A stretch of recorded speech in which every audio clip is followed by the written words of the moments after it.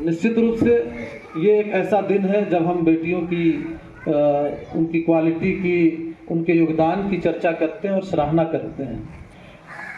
पूरी दुनिया, एक तो ये बात तय है कि सृष्टि का जो उद्भव है, सृष्टि का जो उद्गम है, पूरी दुनिया अगर है तो वो है बेटियों की बदौलत, वो है माँ की बदौलत, वो स्त्री जाति की बदौलत है। यानी एक बेटियां ही आगे जाकर के जननी का रोल निभाती हैं, माँ बनती हैं। और माँ जो है क्या है, आप बहुत बार सुनते हैं हम लोग, है कि नहीं। बेटियों के योगदान को हम तो साफ करते हैं। जिस घर में बेटियां हैं, जहाँ बेटियों की किलकारियाँ गूंजती हैं, जहाँ बेटियों की हंसी ठिठोली गूंजती है, वो घर घर रहता है, बाकी तो शमशान है।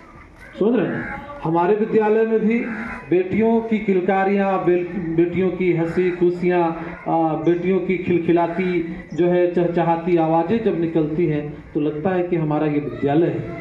और आप इतना ज़रूर मानेंगे कि विद्यालय की जो पहचान बनी प्रखंड लेवल से लेकर के आज राज्य स्तर पर और कहीं न कहीं अब हम राष्ट्रीय स्तर पर पहुंच रहे हैं, उसमें बेटियों का बड़ा योगदान है।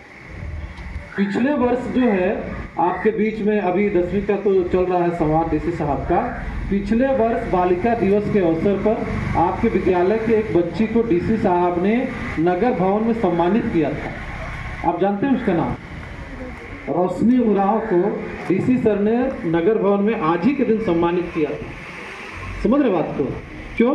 क्योंकि कराटे में वो राष्ट्रीय लेवल की गोल्ड मेडलिस्ट है। समझे? तो आज भी हमारे बीच उषा होगी, जो उषा अभी खेलने के लिए जाएगी, क्या कहते हैं, स्टेट में। और हो सकता है स्टेट, हमारी शुभकामनाएं, जब स्टेट निकालेगी तो वो दिल्ली जाएगी। कोई लड़का नहीं पहुंच पाया स्टेट तक, सच्चाई तो यही है ना। लेकिन उषा जा रही है, और 1, 2 नहीं 3 इवेंट में, यानी मैक्सिमम 3 इवेंट में जाना था, तीनों में जा रही है। समझा रही बात? तो हम थोड़ी सी धार्मिक प्रवृत्ति के हैं, उस नज़रिए से सोचते हैं कि जिन घरों में बेटियां होती हैं वो घर जो है उसमें बरकत के खजाने खुल जाते हैं। उसमें वो घर को तरक्की से कोई नहीं रोक सकता है, उस घर को आगे बढ़ने से कोई नहीं रोक सकता है। समझ रहे हैं? लेकिन हम इतना जरूर अपील करेंगे कि बेटियों को भी वो रोल निभाना चाहिए।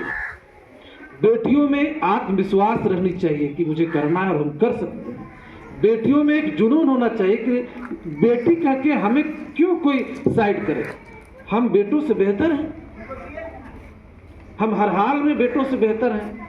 क्या एक बेटी शादी के बाद भी अपने माँ बाप की सेवा नहीं कर सकती? कर सकती है कि नहीं? फिर हम क्यों जो है अपने आप को कमज़ोर समझें? हम क्यों समझें कि हम मैट्रिक तक ही पढ़ेंगे और उसके बाद में हमारा जो है पढ़ाई ख़त्म हो जाएगी, किसी तरह इंटर करते करते शादी ब्याह हो जाएगी? ऐसा कुछ हम क्यों नहीं समझे कि हम जो है, हम लोगों की जिला शिक्षा पदाधिकारी महोदया जो है वो महिला है। इसके पहले हम लोग जब ज्वाइन किए थे तब डीसी महोदया जो थी वो महिला थी, और एक ज़माने में लोहरदगा के सारी टॉप पोस्ट पर जो है सभी महिलाएं थी। समझ रहे ना? तो आज भारत की बेटियां जो है हर क्षेत्र में 1 नंबर पर है। आने वाले दिन में हमारे जिंगी स्कूल की बेटियां हर क्षेत्र में 1 नंबर पर है। इस पर तालियां बनती हैं। समझ रहे ना? अच्छा, आप ईमानदारी से बताइए कि क्या हमारा विद्यालय में ऐसा माहौल नहीं है कि कोई भी बेटी बिल्कुल फ्री माइंड से पढ़ सकती है कि नहीं है? आपने जरूर ये देखा होगा कि हम बच्चों को कभी कभी डांट डपट करते हैं, लपट थप्पड़ भी करते हैं। किसी बेटी पर हाथ उठाते देखा किसी ने? आपको देखा किसी ने? कोई भी टीचर परहेज करके बेटियों को नहीं मारेंगे, बेटियों को नहीं ज़्यादा डांटेंगे, है कि नहीं? तो मैं ज़्यादा, आप धूप में भी हैं, मैं ज़्यादा नहीं कहूँगा। हम इतना कहेंगे कि आज से हम लोग बेटी दिवस पर, बालिका दिवस पर ऐसा माहौल बनाएंगे कि अपने आसपास, अपने मोहल्ले में जो बेटियां स्कूल नहीं जा रही हैं या जो छोड़ के जाती हैं, उन्हें आप, अगर जितनी बच्चियां बेटियां यहाँ खड़ी हैं, अगर एक को आप मोटिवेट कर सके तो हम एक बड़ा काम कर लेंगे। सही है कि नहीं? एक बेटी को, अगर पड़ोस की बेटी को, पड़ोस की बहन को हम विद्यालय रेगुलर आने के लिए प्रेरित कर सके, तो ऐसे बच्चे जो ड्रॉप आउट कर जाते हैं, मैं ड्रॉप आउट बच्चा रहा हूँ इसलिए उस दर्द को समझता हूँ। 1, 2 नहीं 13 साल 13 साल पढ़ाई छूटने के बाद जब हम वापसी करके मुझे लगता है कि हम अच्छा काम कर रहे हैं, मैं बढ़िया काम कर रहा हूँ, तो ऐसी कितनी प्रतिभाएं जो मोहल्लों में दम तोड़ देंगी अगर आपके थोड़े से मेहनत से अगर वो स्कूल तक आती है और कल एक अच्छे मकाम पर जाती है, समाज को उससे फायदा हो। समझ रहे ना? तो आज का ये होमवर्क है बेटी दिवस पर कि हम अपने मोहल्ले में ये देखेंगे कि किस बेटी की, किस बहन की पढ़ाई छूट गई है। आप कुछ मत कीजिए, उसका नाम और बाप का नाम अपने मोहल्ले का, ज़्यादा दूर नहीं जाना है, जिंगी वालों को बारीडी नहीं जाना है, अपने मोहल्ले में देखना है कि कोई ऐसी बेटी तो नहीं है जिसकी पढ़ाई छूट गई है। उसका नाम, बाप का नाम और गांव का नाम स्कूल में दे देना है। हम लोग इतने सारे शिक्षक हैं, है ना, मैजिक बस से सब है, किन्हीं को भी उनका नाम, बाप का नाम और गांव का नाम दे देना है। हम लोग उस तक पहुंचेंगे और उनकी पढ़ाई को दोबारा चालू करवाने के लिए प्रेरित करेंगे। ठीक है ना? तो इससे एक बड़ा काम होगा, एक बड़ा हम लोग जो है इस क्षेत्र में, शिक्षा के क्षेत्र में और स्पेशली बेटियों की शिक्षा के क्षेत्र में काम कर पाएंगे। और बाकी हम आपको कहने की जरूरत नहीं है, बेटियों के उत्थान के लिए, उनके चहुमुखी विकास के लिए, उनको आगे बढ़ाने के लिए हम तुलनात्मक बात तो नहीं करेंगे, लेकिन इतना जरूर कहेंगे कि किसी का काम रुक सकता है, बेटियों का काम इस स्कूल में कभी नहीं रुकेगा। समझ रहे ना?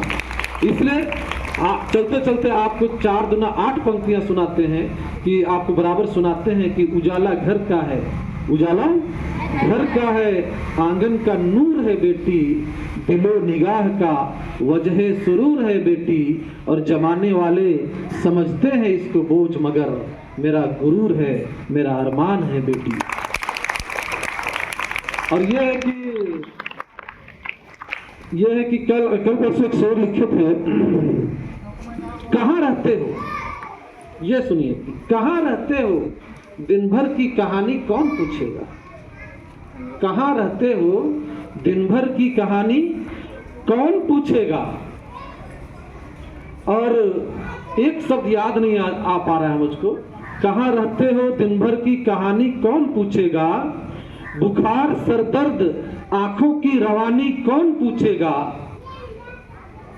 कहाँ रहते हो, दिन भर की कहानी कौन पूछेगा, बुखार सिरदर्द आंखों की रवानी कौन पूछेगा, और बताकर बोझ उसको कोख में ही मारने वालों, अगर बेटी नहीं होगी तो पानी कौन पूछेगा।